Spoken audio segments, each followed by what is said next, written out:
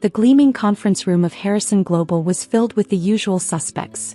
My father Richard Harrison, my stepmother Diana in her ostentatious jewelry, and the board members who had spent years dismissing me as nothing more than Richard's daughter from his unfortunate first marriage.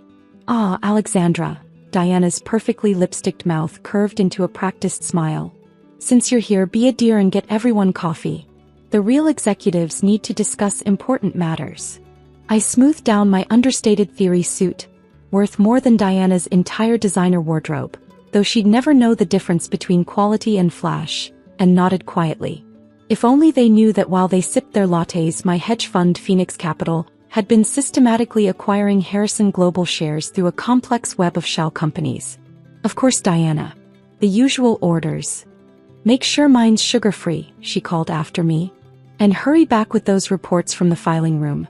The board needs to review our position before the shareholders' meeting. Little did they know that I already knew every detail of Harrison Global's position, including the devastating information that would be revealed in exactly 1 hour. My phone buzzed as I walked to the executive kitchen. A message from my COO. Final share purchase confirmed. We now control 51%. Ready when you are. I smiled, thinking of the documents waiting in my real office. The penthouse suite of Phoenix Tower, where I controlled billions in assets while they thought I was filing papers and fetching coffee. Still playing secretary?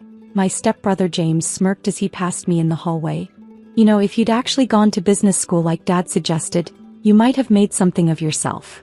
If he only knew that while he was partying through his MBA, I had built one of the most successful hedge funds in the country.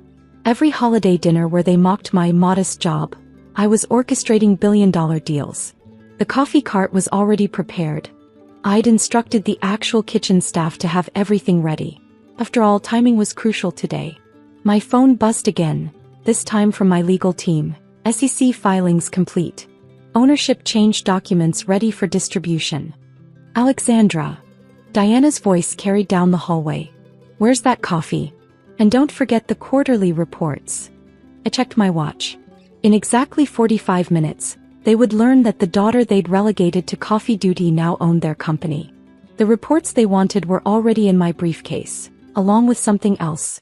Proof of James's embezzlement, Diana's unauthorized personal expenses, and my father's creative accounting. 3 years of careful investigation, all leading to this moment.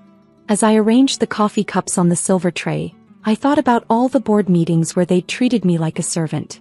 The family dinners where Diana and James boasted about their executive positions while dismissing my clerical work. Your father built this company from nothing, Diana loved to remind me. It's a shame you never had the capability to contribute anything meaningful to his legacy. Oh, how wrong she was. I hadn't just contributed to the legacy, I was about to own it completely.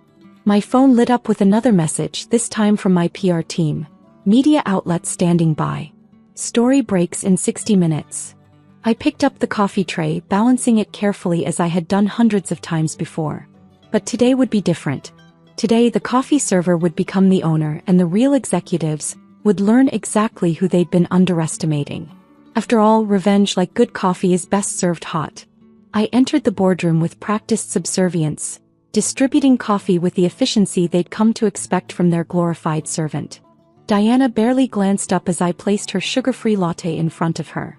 Now then, my father began, about the mysterious share acquisitions we've been tracking. Yes, James interrupted, eager to showcase his supposed expertise. Someone's been buying up significant blocks through various shell companies. But don't worry, I've got our best people investigating. I bit back a smile, thinking of how those best people had consistently failed to trace the purchases back to Phoenix Capital. The complex network of holding companies I'd created had kept them chasing shadows for months. The quarterly reports, Alexandra. Diana snapped her fingers. We need them now. Of course, I replied, opening my briefcase. But perhaps we should discuss the ownership changes first. The room fell silent. My father's brow furrowed. What do you mean? I pulled out a stack of documents, my heart racing with anticipation. As of 9 o'clock this morning, Phoenix Capital owns 51% of Harrison Global's shares. Phoenix Capital? James scoffed. That's impossible. They're one of the most secretive hedge funds in the country. Nobody even knows who runs it. Actually, I smiled, removing my employee badge and placing my CEO credentials on the table. They do now. The silence that followed was absolute. Diana's coffee cup clattered against its saucer as her hand began to shake. This is a joke, my father finally managed. You're a filing clerk. No, I corrected him. I'm the founder and CEO of Phoenix Capital. The filing clerk position was just a convenient way to observe the company's operations firsthand. I pressed a button on my phone and the boardroom screens lit up with Phoenix Capital's portfolio, billions in assets, successful takeovers across multiple industries, and now, controlling interest in Harrison Global. While you were having me fetch coffee, I continued, I was building an empire.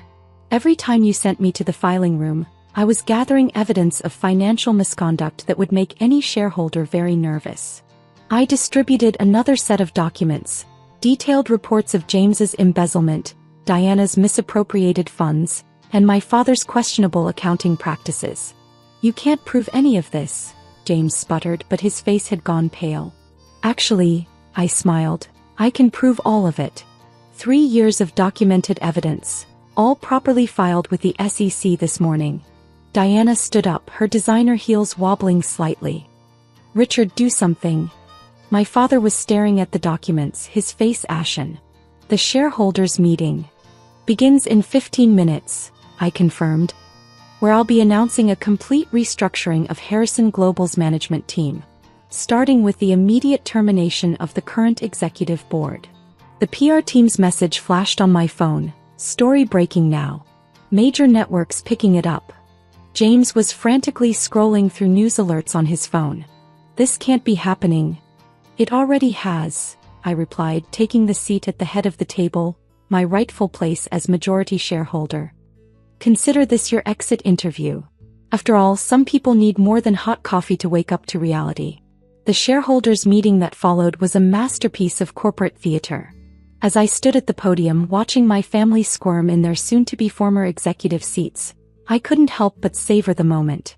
Ladies and gentlemen, I began, as the new majority shareholder of Harrison Global, I'd like to address some concerning discoveries about current management practices. Diana's face had turned an interesting shade of green as I clicked through slides detailing her creative expense reports. The private jet trips to Paris labeled as client meetings, the spa retreats categorized as corporate training. This is a witch hunt, James tried to interrupt, but his voice cracked as I brought up documentation of his offshore accounts. Interesting choice of words, I replied smoothly. Shall we discuss the $3 million that mysteriously disappeared from the development fund? The money that coincidentally matches the exact amount you used to buy your Aspen vacation home. The shareholders leaned forward, their expressions shifting from shock to anger as I methodically exposed years of mismanagement and fraud. My father sat silently watching his empire crumble. His phone buzzed constantly, probably his country club friends already hearing the news about Harrison Global's dramatic ownership change. In light of these findings, I continued, Phoenix Capital will be implementing immediate management changes. All current executive positions are terminated, effective immediately. You can't do this to us, Diana finally exploded, standing up. We're family. I turned to face her directly. Family? Like when you told the board I was mentally unstable because I questioned your expense reports. Or when you had security escort me out of last year's Christmas party because I wasn't executive material? My phone lit up with messages from global business news outlets requesting interviews about the takeover. The story was going viral. The coffee-fetching daughter who secretly built a hedge fund empire and bought out her own family's company. Clear out your offices by 5 p.m., I instructed them. Security will supervise to ensure no documents are misplaced. James tried one last desperate move. Dad, you can't let her do this. This is your company. Was his company, I corrected. Now it's mine. Just like the country club membership you all loved to flaunt, Phoenix Capital acquired it last month. Consider your memberships revoked. Over the next few hours, I watched through security feeds as they packed up their offices. Diana's designer handbags stuffed with personal items, James's sports memorabilia stripped from his walls, my father's awards and photos boxed up by corporate security. 1 month later, I sat in my father's former office, now redesigned to my taste, reviewing Harrison Global's transformation. The stock price had soared once the financial cleanup was announced. The board had been replaced with competent professionals who understood that merit mattered more than family ties. "Your stepmother is in the lobby," my assistant informed me. "She's demanding to speak with you about her pension." I glanced at the security feed. Diana's designer outfit looked slightly worn now, her jewelry less flashy. Amazing how quickly things change when the family money tap gets turned off. "Tell her she can submit her request through HR," I replied. Like any other terminated employee. The company cafeteria still served excellent coffee, though I never fetched it anymore. Sometimes I'd pass by and remember all those years of playing the submissive stepdaughter, building my power while they underestimated me at every turn. My father tried calling occasionally, leaving messages about family reconciliation and finding a compromise. I kept them all filed away with the evidence of their fraud, reminders of why some family ties are better off severed. The nameplate on my desk read, Alexandra Harrison Sue.